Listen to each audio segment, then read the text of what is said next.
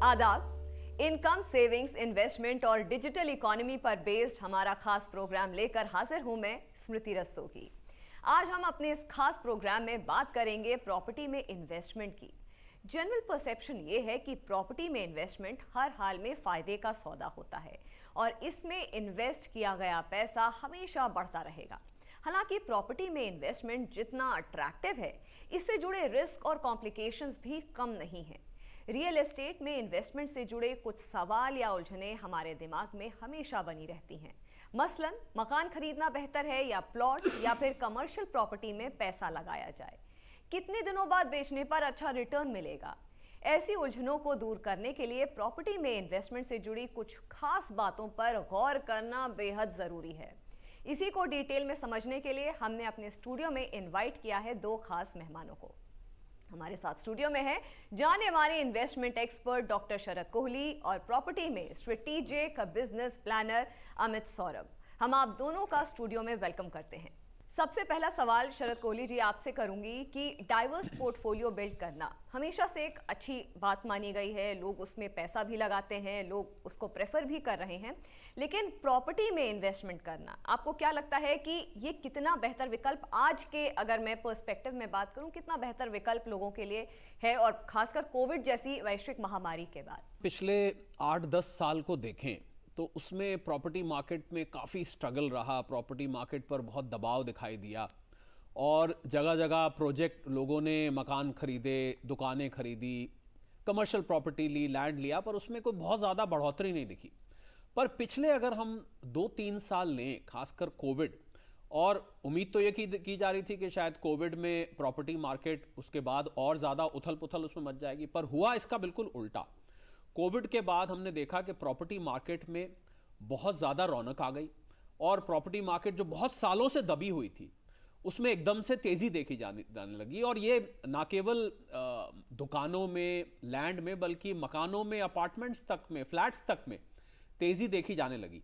और इसी की वजह से प्रॉपर्टी एक बार फिर से बहुत अच्छा निवेश का विकल्प या इन्वेस्टमेंट का ऑल्टरनेट निकल के आया। ज़मीन जायदाद जिसको हम बोलते हैं, उसमें लोगों ने फिर से खरीद फरोख्त शुरू कर दी, उसमें लोगों ने अपना पैसा लगाना शुरू कर दिया।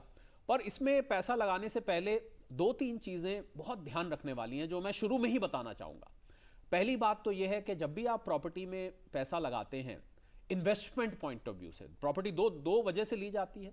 या तो आप उसको इस्तेमाल करते हैं, मान लीजिए कोई फ्लैट है, कोई अपार्टमेंट है, कोई घर है, कोठी है, मकान है, दुकान है।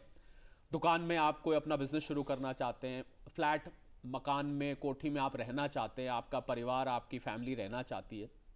दूसरा पर्पस होता है कि आप जैसे शेयर्स में, बैंक के फिक्स डिपॉजिट्स में, म्यूचुअल फंड्स में जैसे आप इन्वेस्ट करते हैं, वैसे ही आप प्रॉपर्टी में भी अपना पैसा लगाते हैं।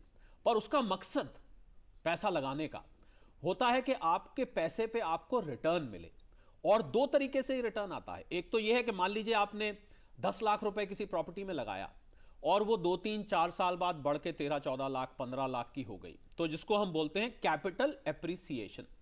दूसरा पर्पस होता है कि आप उससे किराया वसूलते हैं, मतलब आपने प्रॉपर्टी ली, उसको किराए पे चढ़ा दी, और जो किराया आता रहा वो आपका एक तरह से प्रॉपर्टी पर रिटर्न बन गया। दोनों भी आ सकते हैं, मतलब कि किराया भी आ सकता है और साथ साथ प्रॉपर्टी के कैपिटल में बढ़ोतरी भी हो सकती है। तो मकसद ये देखना पड़ेगा कि आप प्रॉपर्टी ले रहे हैं तो आप अपने इस्तेमाल के लिए ले रहे हैं या आप इन्वेस्टमेंट के लिए ले रहे हैं। दोनों के लिए बिल्कुल अलग अलग पैमाने चलते हैं। मतलब अपने लिए लेनी है तो देखना पड़ेगा कि आपके रहने के लिए वहां सहूलियतें क्या हैं, आपके बच्चों के स्कूल पास में है कि नहीं, अस्पताल पास में है कि नहीं, आपके कामकाज की जगह से कितनी दूरी है, वगैरह वगैरह। ये सब चीज़ें, अड़ोस पड़ोस कैसा है, पानी बिजली की प्रॉब्लम है कि नहीं, ये सब चीज़ें देखनी होती हैं। और जब आप इन्वेस्टमेंट के लिए लेते हैं तो आप ये देखते हैं, उसमें भी ये सब चीज़ें देखनी होती है, क्योंकि कीमत उसकी जब भी बढ़ेगी अगर ये सब सहूलियतें वहाँ पर होंगी, पर फिर भी पैमाने बदल जाते हैं, क्योंकि आपको पता है आपको वो इन्वेस्टमेंट के लिए लेनी है। पर ध्यान रखने वाली बात, जो सबसे ज़रूरी बात मैं शुरू में बताना चाह रहा था, कि जो भी हमारे व्यूअर्स डीडी उर्दू के आज पैसा बोलता है कि इसको देख रहे हैं, उनको यह ध्यान रखना है कि प्रॉपर्टी में जब भी आप इन्वेस्ट करें तो आपको याद होगा हमने पैसा बोलता है में इन्वेस्टमेंट से संबंधित बहुत सारे प्रोग्राम्स किए हैं। उसमें हम एक टर्म की बात करते हैं कि ये छोटी टर्म के लिए होता है या लंबे टर्म के लिए होता है। तो प्रॉपर्टी में इन्वेस्टमेंट आमूमन छोटी अवधि के लिए या छोटे टर्म के लिए, छोटी म्याद के लिए नहीं होता है, ये एक लंबी म्याद के लिए किया जाता है। तो जो भी शख्स प्रॉपर्टी में इन्वेस्ट करे वो ये ध्यान रखे कि उसके दिमाग में एक लंबी म्याद होनी चाहिए, यानी कि 2 साल, 3 साल, 5 साल, 10 साल। ये मत सोचे कि मैं 2 महीने में, 3 महीने में इसको बेच के निकल आऊंगा, भले, क्योंकि प्रॉपर्टी को बेचना और खरीदना दोनों ही उतने आसान नहीं होती हैं। जैसे जैसे कार्यक्रम आगे चलेगा हम इस पर भी फोकस करेंगे कि प्रॉपर्टी में जब आप निवेश करें तो आपको किन बातों का ध्यान रखना होता है। स्मृति, बिल्कुल, बहुत अच्छी तरीके से बखूबी आपने एक ओवरव्यू दिया डॉक्टर कोहली। अमित जी, आपसे पूछूंगी कि प्रॉपर्टी में इन्वेस्टमेंट हमेशा से एक ऐसा विकल्प माना गया है जो कि ट्रेडिशनल है, सेफ है, लेकिन क्या आप मानते हैं क्या ये एक स्मार्ट डिसीजन है आज के परिप्रेक्ष्य में? स्मृति, शरद जी ने जैसा अभी कहा कि मकसद बहुत अहम रखता है इसमें। प्रॉपर्टी हमेशा से एक पुराना इन्वेस्टमेंट रहा है और कंसीडर ऐसा किया जाता है कि ये काफ़ी सेफ है। अगर मकसद के हिसाब से अगर पैसा लगाया जाए तो मेरा ये मानना है कि ये हमेशा सेफ होता है। और जैसा कि शरद जी ने ऑलरेडी अभी मेंशन किया है यहाँ पे कि ये एक लंबे समय के लिए इन्वेस्टमेंट है, छोटे समय के लिए नहीं है। तो लंबे समय में उतार चढ़ाव आप देखेंगे, लेकिन अगर लंबे समय के लिए एक इन्वेस्टमेंट किया हुआ है किसी ने तो हमेशा से वो एक अच्छा रिटर्न दे के जाएगा। और भी इसमें बहुत सारी चीज़ें इन्वॉल्व हैं, केवल मैंने एक पैसा लगा दिया और जब मैं बेच रहा हूँ तो एक रिटर्न मिल रहा है, ऐसा नहीं है। जब भी प्रॉपर्टी में आदमी इन्वेस्ट करता है तो उसके साथ काफ़ी चीज़ें जुड़ी होती हैं। तो वो सारी चीज़ें जैसे हम आगे बढ़ेंगे तो हम उस पर और ज़्यादा प्रकाश डालेंगे, उस पर बातें करेंगे। बट मेरा ये मानना है कि एक प्रॉपर्टी का इन्वेस्टमेंट हमेशा से एक सिक्योर्ड इन्वेस्टमेंट है अगर लंबे समय के लिए लगाया जाए तो। ये बहुत ख़ास बात है समझने वाली कि प्रॉपर्टी एक न केवल एक सेफ लेकर के, सिक्योरिटी पर्सपेक्टिव को लेकर के, और यही रीज़न है अमित जी, कहीं ना कहीं लोग प्रेफर करते हैं कि अपना पैसा, सबसे पहले प्रॉपर्टी ही उनके दिमाग में आती है। डॉक्टर कोहली, ऐसे कौन से एडवांटेजेस हैं जिनको हम आम पब्लिक को समझाना चाहें बेहतर लैंग्वेज में, कि ऐसे कौन से एडवांटेजेस हैं जो कि प्रॉपर्टी में इन्वेस्टमेंट या रियल एस्टेट में इन्वेस्टमेंट करके लोगों को 5 ऐसे एडवांटेजेस हैं जो हम उंगलियों पे गिना सकें? बहुत उम्दा सवाल है स्मृति, क्योंकि यही मुद्दा है। और जब भी कोई प्रॉपर्टी में लगाना चाहता है तो वो यही सोचता है कि मुझे इसमें से क्या फ़ायदा होने वाला है, क्या नुकसान होने वाला है, क्या दिक्कतें आने वाली हैं। बिल्कुल, मैं लिस्ट आउट करने की कोशिश करता हूं। देखिए, आपने 5 पूछे हैं तो मैं कोशिश करता हूं कि मैं 5 या उससे ज़्यादा ही बताऊं। पहला आपको एडवांटेज ये मिलता है कि आपका पैसा जब आप प्रॉपर्टी में लगाते हैं, जैसा कि अभी अमित ने बताया, कि वो रिलेटिवली सेफ है, क्योंकि आपके हाथ में एक ठोस, एक सॉलिड इन्वेस्टमेंट है। ऐसा नहीं है कि आपने किसी पेपर में, कहीं हवा में इन्वेस्ट किया, उसको आप छू सकते हैं, आप देख सकते हैं, बल्कि उसमें रह भी सकते हैं, उसमें आप खेल भी सकते हैं, उसमें आप बिजनेस भी कर सकते हैं। तो पहला तो यह है कि वो बहुत सिक्योर माना जाता है। दूसरा, उसमें रिटर्न, जब ये मार्केट तेजी में होती है, जैसा कि मैंने बताया आजकल ये तेजी में दिख रही है, तो इसमें रिटर्न बाकी के इन्वेस्टमेंट से अच्छा आता है। ये इसका दूसरा फायदा हो गया। तीसरा फायदा अगर हम इसका लेके चलें तो तीसरा फायदा ये होता है कि आप जब इसको बेचने जाएंगे तो ऐसा बहुत रेयर होता है कि ये आपकी इन्वेस्टमेंट डेड हो जाए। मतलब या तो आपने बिल्कुल ही किसी ऐसी जगह लगा दिया है जहां पर कि कोई खरीदने वाला ही नहीं है, या बिना सोचे समझे कर दिया है। थोड़ा भी अगर आपने इसको सिस्टमैटिकली किया है तो ये आपको ऐसा नहीं होगा कि ये डेड इन्वेस्टमेंट बन जाएगी। ये इन्वेस्टमेंट आपको कुछ ना कुछ जरूर दे के जाएगी। चौथा फायदा इसमें यह है कि अगर आपने इन्वेस्टमेंट के लिए भी लिया है, तो जैसा कि मैंने अभी थोड़ी देर पहले बताया कि इन्वेस्टमेंट के लिए ली गई प्रॉपर्टी भी, उसमें सब चीजें देखनी होती है। जो मैंने खुद रहने के लिए या खुद इस्तेमाल के लिए जो मैंने प्रॉपर्टी के लिए जिक्र किया, अड़ोस पड़ोस कैसा है, मार्केट पास है कि नहीं, हॉस्पिटल पास है कि नहीं, स्कूल पास में है कि नहीं, वगैरह वगैरह, जो चीज़ आप एक मकान लेते टाइम, एक घर लेते टाइम उदाहरण के तौर पर देखते हैं, तो वही चीज़ आप इन्वेस्टमेंट में भी देखते हैं। तो ऐसा भी है कि मान लीजिए आपने इन्वेस्ट किया, और मैं तो बहुत सारे ऐसे लोगों को जानता हूं जिन्होंने प्रॉपर्टी इन्वेस्टमेंट के लिए ली थी और अब वो उसको खुद इस्तेमाल करने लगे। एक शख्स तो मुझे मिले, उन्होंने कहा मैंने दुकान ली थी ये सोच के कि मैं इस दुकान को कुछ साल रखूंगा, किराए पे दूंगा और किराए पे देके किराया आता रहेगा, जब कीमत बढ़ जाएगी तो मैं इसको बेच दूंगा। और मैंने देखा, मैं उनको कुछ महीने बाद मिला, मैंने देखा वो तो खुद ही अपनी वहां पर दुकान खोल के चला रहे थे। तो मैंने उनसे पूछा, वो कहते हैं कि मुझे लगा कि यहां पर तो मैं दुकान इस चीज की खोल लूं, मुझे आइडिया आया, मैंने यहां पर दुकान खोल ली। तो उसको आप खुद भी आप इन्वेस्टमेंट के लिए लिया, पर आप उसका इस्तेमाल खुद भी कर सकते हैं। और पांचवा एडवांटेज, जो बहुत बड़ा एडवांटेज है स्मृति, जो मैं आखिर के लिए मैंने छुपा के रखा था, क्योंकि आपने 5 पूछे थे तो 5 तो जरूर बताऊंगा, कि आप उस प्रॉपर्टी खरीदने के लिए अगर आपके पास पैसे नहीं भी हैं, मान लीजिए 20 लाख की प्रॉपर्टी है, आपके पास कुल 10 लाख रुपए हैं, पर आपको लगता है कि प्रॉपर्टी मुझे जरूर लेनी है और इसको लेके मुझे फायदा होगा, आप उसके अगेंस्ट लोन आसानी से ले सकते हैं। मतलब आप लोन ले, यानी कि 20 लाख रुपए की प्रॉपर्टी, आपकी जेब में कुल 10 लाख है, कई बार तो 5 लाख है तब भी काम चल जाएगा, बाकी का आप उधार लेके, बहुत सारी हाउसिंग फाइनेंस कंपनीज हैं, बैंक्स हैं, फाइनेंशियल इंस्टीट्यूशंस हैं जो कि लोन देते हैं। और ये लोन बहुत ज़्यादा महंगी दरों पर भी नहीं होते, आजकल थोड़ी सी दर बढ़ी हुई है, पर फिर भी मैं मानता हूं कि दर बहुत ज़्यादा नहीं है। तो आप लोन लेके भी प्रॉपर्टी खरीद सकते हैं, यानी कि आपके पास जितना पैसा है उससे बढ़ के आप इन्वेस्टमेंट कर सकते हैं। और अगर आप उस लोन का ब्याज भी लगाएं और जो रिटर्न लगाएं इस पे, यानी कि किराया आ रहा है, कीमत बढ़ रही है, तो कई बार आजकल तो खासकर देखा जा रहा है कि वो लोन महंगा नहीं पड़ता, क्योंकि उसके ब्याज से कई गुना बेटर आपको कैपिटल एप्रिसिएशन मिल रहा है और आपको साथ में रेंट में मिल रहा है। तो ये 5 फायदे हैं स्मृति। और एक चीज जो मैं यहां पर बहुत जरूरी बात जोड़ना चाहूंगा कि ऐसा माना जाता है जनरली कि प्रॉपर्टी के लिए बड़ा पैसा चाहिए। मतलब हम कहते हैं बैंक में फिक्स डिपॉजिट करानी है तो भाई 5,000 रुपए 10,000 रुपए हो तब भी आप डिपॉजिट करा सकते हैं। आपको शेयर्स लेने हैं तो भी 5-10 हजार से काम चल सकता है। आपको म्यूचुअल फंड में करना है 500, 1000 रुपए, 2000, 5000, 10,000 से काम चल सकता है। तो ऐसा माना जाता था कि प्रॉपर्टी में इन्वेस्टमेंट के लिए बड़ा पैसा चाहिए, यानी कि बात हजारों में नहीं, बात लाखों में है। ये आप छोटी मोटी आप गांव की प्रॉपर्टी भी आजकल तो दे तो वहां भी काफी पैसा लगता है। तो इसके लिए सरकार ने एक बहुत अच्छा कदम उठाया है, जो कि मैं कहे बिना मुझसे रहा नहीं जा रहा। इसलिए नहीं रहा जा रहा कि दर्शक वो जुड़े रहे इस कार्यक्रम से, क्योंकि उनको ये समझ में आया कि ये भैया ये तो बहुत पैसे वालों का खेल है, ये हमारे मतलब का डिस्कशन नहीं है। पर साहब ऐसा नहीं है, क्योंकि सरकार ने 2 ऐसी चीज निकाली हैं जिससे आप बहुत छोटे पैसे से भी प्रॉपर्टी में निवेश कर सकते हैं। उन 2 का नाम मैं यहां जिक्र करना चाहूंगा स्मृति, आपकी इजाजत हो तो। बिल्कुल डॉक्टर कोहली, हम सुनना भी चाहेंगे, क्योंकि जिस तरह से आप समझा रहे हैं आम जो जनता है उसे एक कनेक्टिविटी बनाने में, उनको समझाने में बहुत आसानी हो रही है। जी बिल्कुल। देखिए, पहला जो नाम है वो है REIT।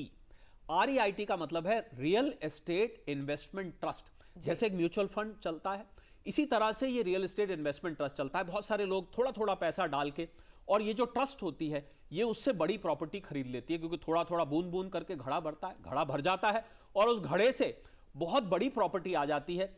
उसके रेंट का बेनिफिट, उसके कैपिटल एप्रिसिएशन का बेनिफिट उन सब लोगों को मिलता है जिन्होंने छोटे छोटे पैसे डाल के ये किया था। इसमें आप अब तो 10,000 15,000 रुपए से भी निवेश कर सकते हैं।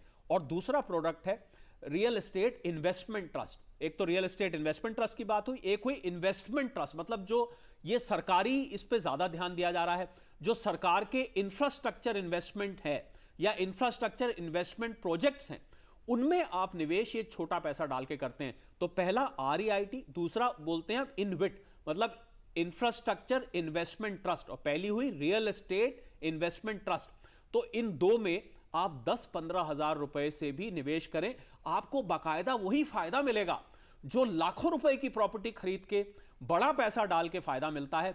वही अब इन छोटा पैसा डाल के, यानी कि छोटे निवेशक, छोटे इन्वेस्टर्स भी जुड़ के फायदा उठा सकते हैं। मैं समझता हूं स्मृति कि इसने पूरे के पूरे रियल एस्टेट के इन्वेस्टमेंट जगत में, इन्वेस्टमेंट के माहौल में इतना बड़ा बदलाव लाया है, क्योंकि वो छोटे इन्वेस्टर्स, कभी एक सपना रहता था कि हम कभी प्रॉपर्टी में इन्वेस्ट कर पाएंगे, कब जाके हमारे पास 50 लाख रुपए, 1 करोड़ रुपए, 20-25 लाख रुपए जुड़ेगा और हम ले पाएंगे। पर अब इन्वेस्टमेंट के लिए आप इन 2 प्रोडक्ट्स के जरिए आप निवेश कर सकते हैं और आप बाकायदा वही रिटर्न ले सकते हैं जो कि बड़ा पैसा डाल के मिल सकता है।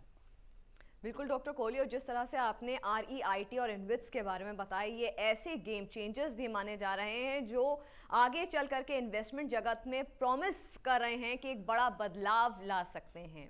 अमित जी, आपसे पूछना चाहूंगी क्योंकि डॉक्टर कोहली ने मेंशन किया था, जब मैंने उनसे 5 एडवांटेजेस के बारे में पूछा था, तो मंथली जो रेंटल है उसको लेकर के उन्होंने बोला था, जो मंथली रेंटल इनकम है और एक पैसिव सोर्स ऑफ इनकम है, उस पर उन्होंने कहा था।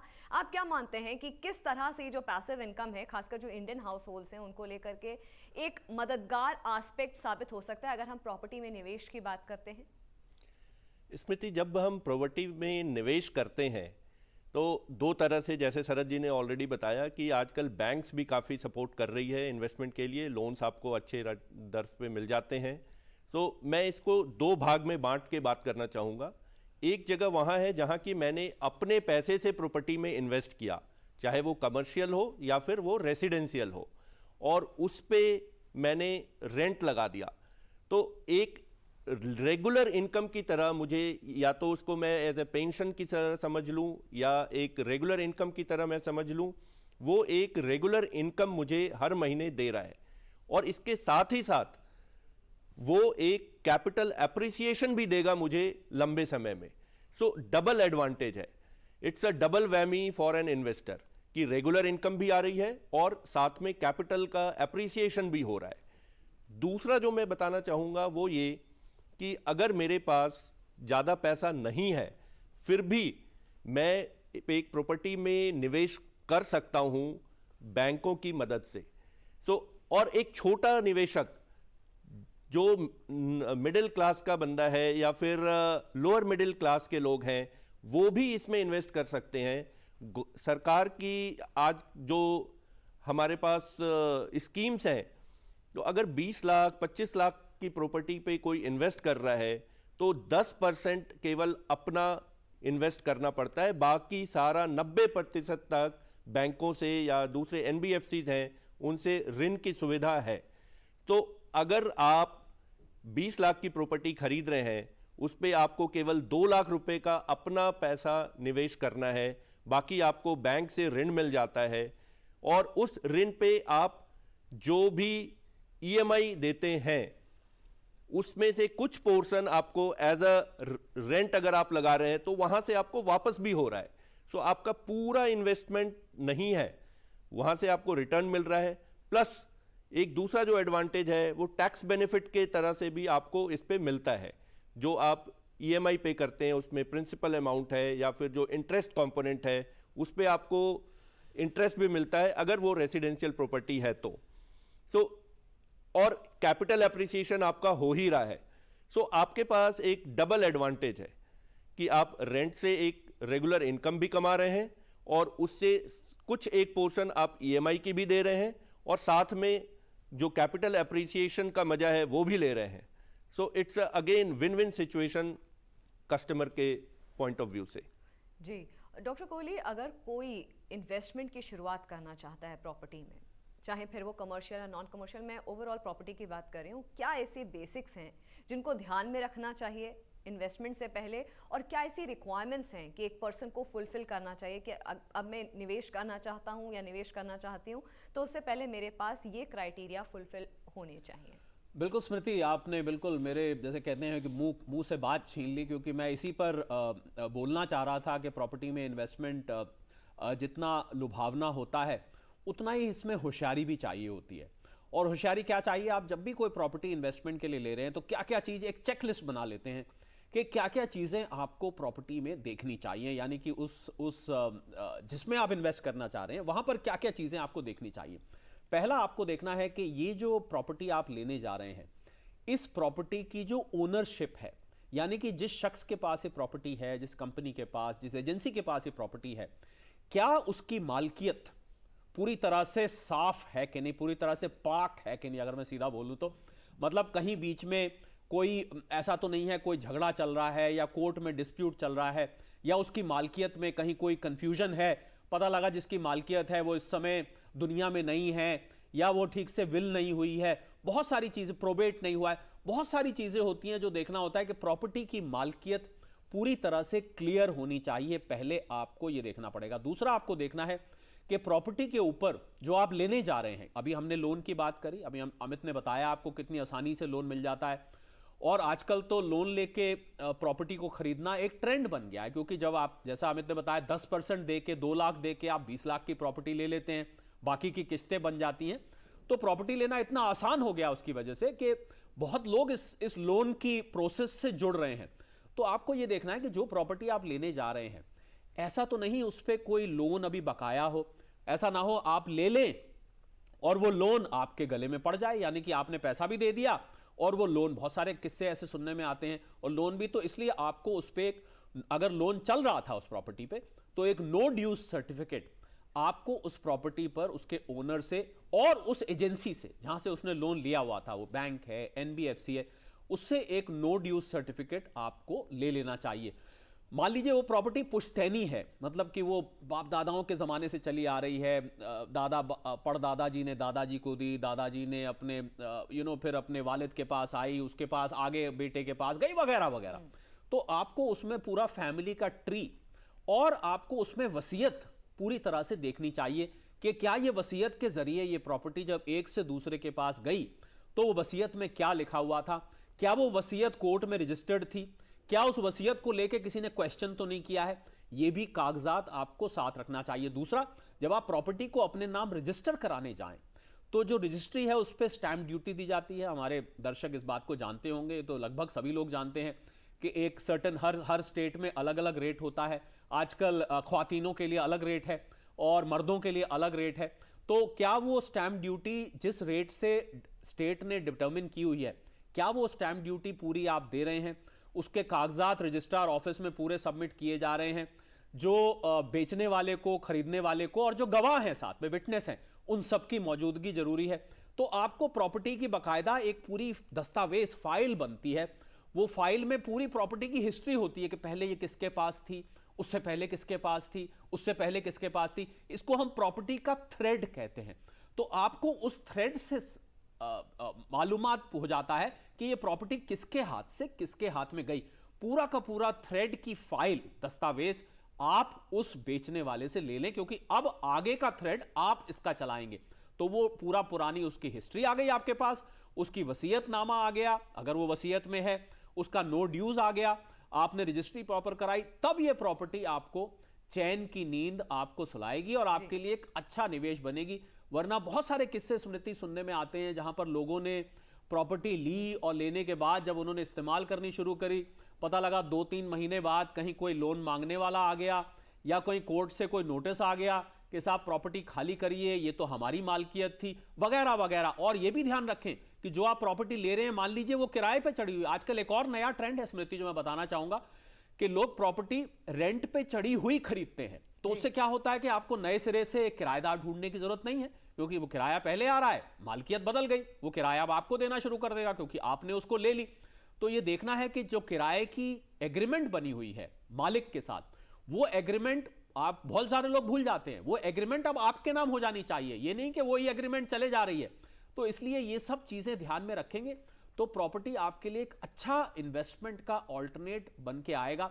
और कोई ऐसी चीज हो जो छुपी हुई हो, तो हम लोग प्रॉपर्टी में एक प्रोसेस कहते हैं जिसको हम बोलते हैं, और सभी दर्शक इस बात को नोट करें, इसको हम कहते हैं ड्यू डिलिजेंस। ड्यू डिलिजेंस का मतलब होता है, जो मैंने जितनी बातें बताई, इसको एक प्रोफेशनल, एक वकील इसकी मालूमात करता है, इसकी तहकीकात करता है बाकायदा रजिस्ट्री ऑफिस से, कोर्ट से, और आपको एक रिपोर्ट बना के देता है कि साहब अब आपके लिए रास्ता साफ है, आप इस प्रॉपर्टी को ले सकते हैं। तो इसकी ड्यू डिलिजेंस, कुछ पैसे भले ही खर्च हो, 5,000 10,000 खर्च होते हैं, कर देने चाहिए। आखिर आपके लिए प्रॉपर्टी लंबे वक्त तक रहने वाली है और आपको इसमें से रिटर्न जनरेट करना है और आप इसमें से सुकून चाहते हैं, तो ये ड्यू डिलिजेंस करा के आपको प्रॉपर्टी लेनी चाहिए। उसमें मैंने ये जितनी बातें बताई, ये आपके लिए एक प्रोफेशनल वकील होगा या कोई रजिस्ट्रार ऑफिस से होगा, वो ये करके देगा, जिसके बाद आपके लिए प्रॉपर्टी ज्यादा मुनाफेमय हो जाएगी। आप दोनों ही मेहमान आज वक्त निकालकर हमारे साथ शिरकत किया है इस शो में, आपका तहे दिल से धन्यवाद। धन्यवाद। पैसा बोलता है कि इस खास कड़ी में फिलहाल इतना ही। हमारा ये प्रोग्राम आपको कैसा लगा, इस पर आप अपनी राय हमें भेज सकते हैं। इसके लिए हमारा ईमेल आईडी है ddurduspecials@gmail.com। इसी के साथ हमारी पूरी टीम को दीजिए इजाजत। आदाब।